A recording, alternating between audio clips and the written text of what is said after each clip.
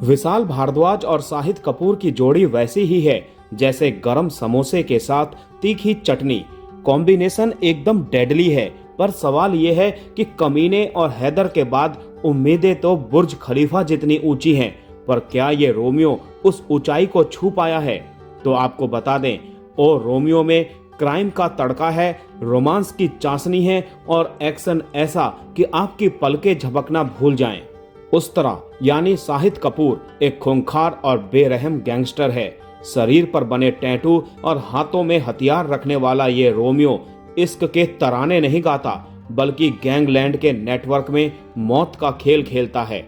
लेकिन जैसा कि कहते हैं, हर शिकारी का एक कमजोर लम्हा होता है, और यहाँ वो लम्हा बनकर आती है तृप्ति डिमरी यानी अफसा।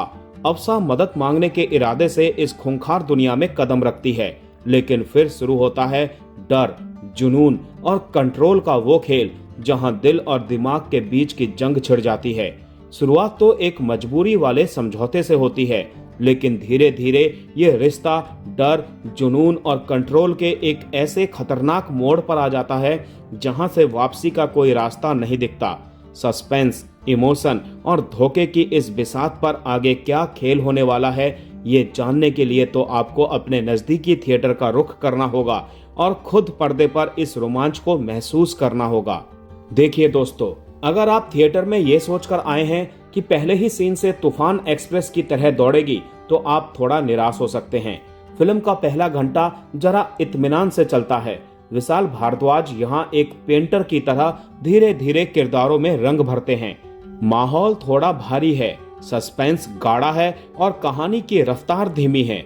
कुछ लोगों को लग सकता है कि गाड़ी रेंग रही है, लेकिन यकीन मानिए, विशाल यहाँ आपके लिए बिसात बिछा रहे हैं। कैमरा परछाइयों से ऐसा खेल खेलता है कि आपको पर्दे पर किरदारों की बेचैनी साफ महसूस होने लगती है। लेकिन असली भौकाल शुरू होता है इंटरवल के बाद। दूसरे हाफ में फिल्म अचानक 5वें गियर में आ जाती है। यहाँ देवदास बना अपना जेंटलमैन रोमियो अपनी सराफत उतार फेंकता है। एक्शन का ऐसा तांडव मचता है कि आप पलक झपकाना भूल जाएंगे।